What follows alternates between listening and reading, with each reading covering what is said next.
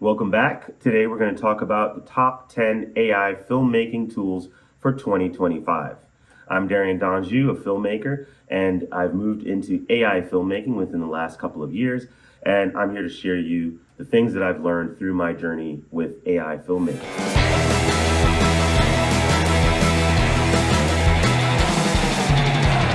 Diving right into it, we'll start with tool number one, ChatGPT. Yes, ChatGPT is not typically an image-based tool. It is a text tool, but for making films, it is one of the tools in my chest that I feel like I have to have with me. I use it on a daily basis. Specifically, ChatGPT is great for generating character names that wouldn't be the typical names that you think about. It's great for outlining stories, brainstorming. Think of ChatGPT as your writing assistant that can delve into the backstories of characters, help you find new locations that you wouldn't have thought about before. And then more importantly, ChatGPT is great at helping to craft prompts. So when you move into the image side of AI filmmaking, you can use ChatGPT as a way to generate the specific terms and descriptions that you might not have thought of just out of your own mind. And these can be very, very helpful when you move to the next phase of the process, which is image generation. That brings us to our number two tool, Midjourney.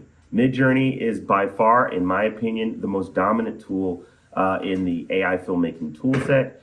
And for making still images, it's still undefeated. A lot of other tools have tried to compete with it and are trying to compete with it, such as Runway Frames or Flux.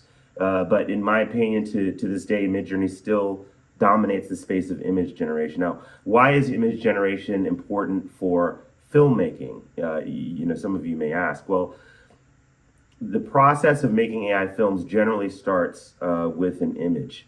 So what you want to do is think of it as a shot list, right? When you're creating a storyboard or shot list or concept art, Midjourney is your partner in helping to create that frame and get the frame exactly the way you want to. And once you get a frame complete and designed in Midjourney, then you can move it to the other parts of the process of making that frame move. But why is Midjourney so good? For one, it has many settings that are used for determining the level of stylization that you want, the amount of creativity that you want to give to it, or if you want it to adhere more specifically to your prompt.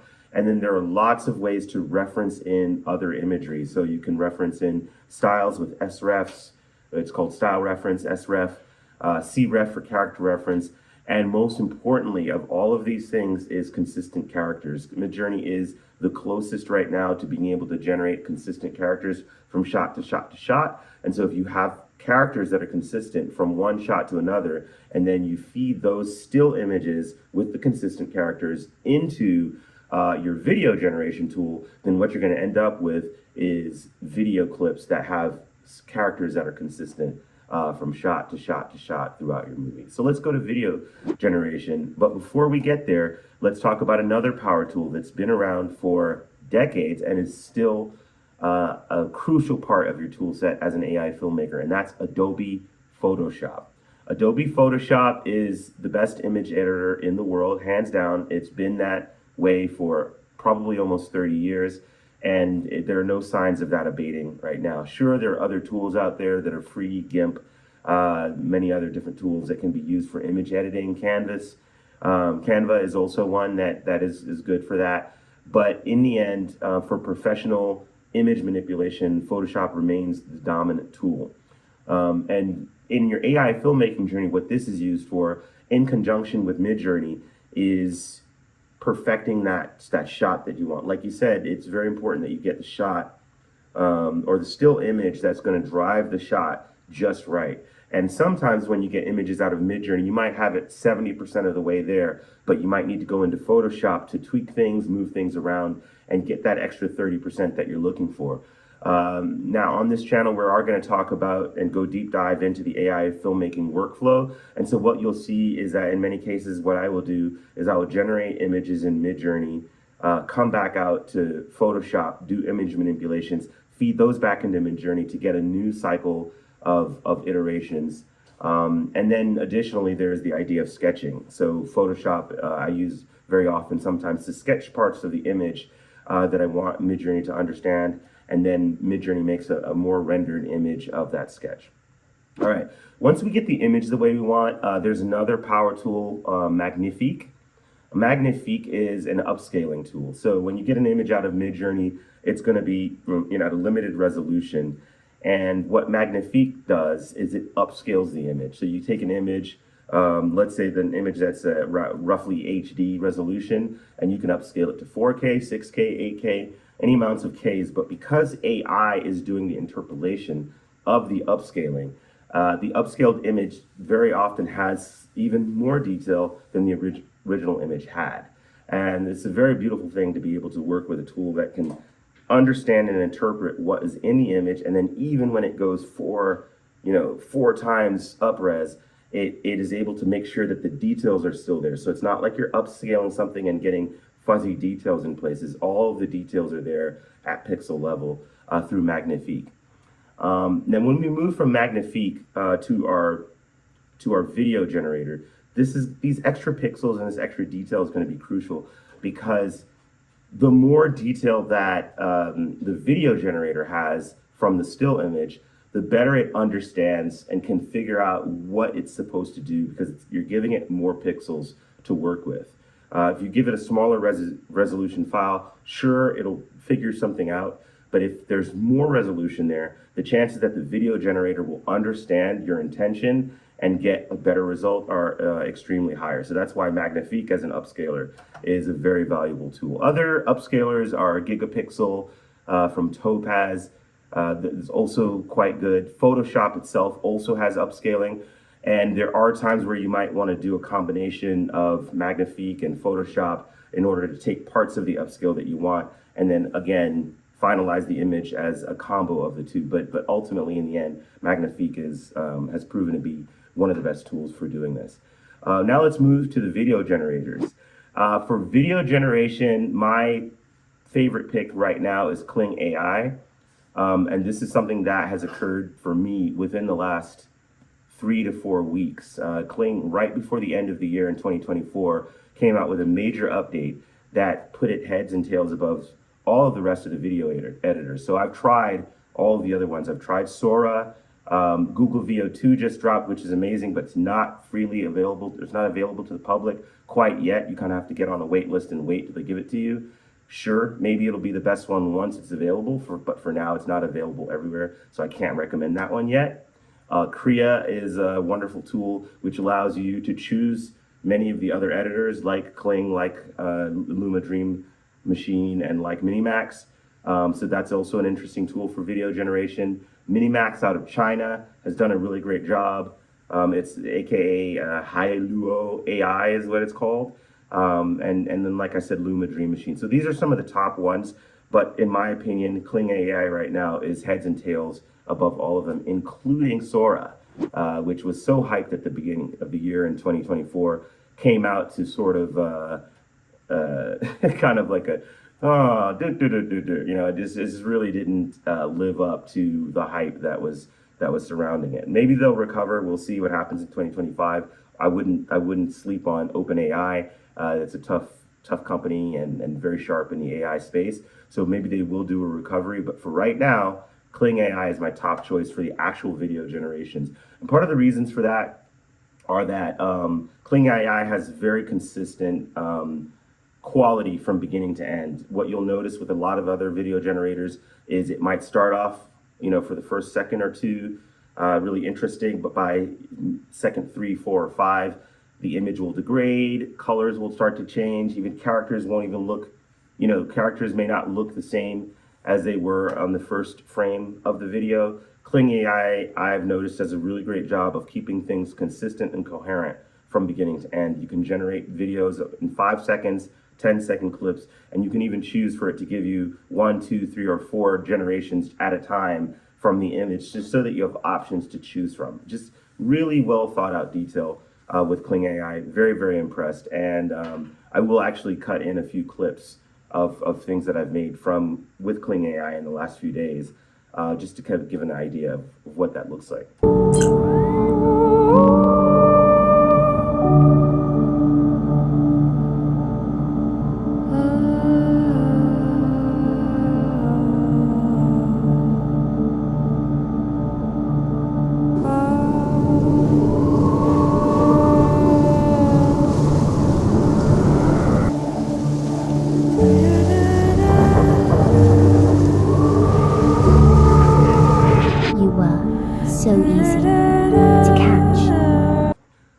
moving on, let's talk about Runway. Runway is one of the tools that it's up and down for me, if I'm very honest, but it's kind of managed to keep itself within my tool chest. Runway came out with a tool for lip syncing, which I think is what keeps it in play for me right now. Basically what you can do is you can take an image and you can do a performance. It's called Act One. So I could use my own facial performance and then transfer that facial performance onto the AI character. They've done a really good job of this. There are limitations with it that are frustrating to me. I like to shoot, because I'm making cinematic narrative pieces, I like to take an aspect ratio of 2.4 to 1, right, which is a typical widescreen format that, cinematographers like Roger Deakins of Blade Runner 24 and many other wonderful films uses, and it's an aspect ratio that I use when I've been making traditional film, and I continue that into my AI film work. But Runway doesn't allow that 2.4 to 1 aspect ratio in its lip syncing generations, and so I have to settle for 16:9, and then either do some film extension or do some compositing to get the rest of it in there. Hi, I'm here to interview for my PhD, for the PhD program here.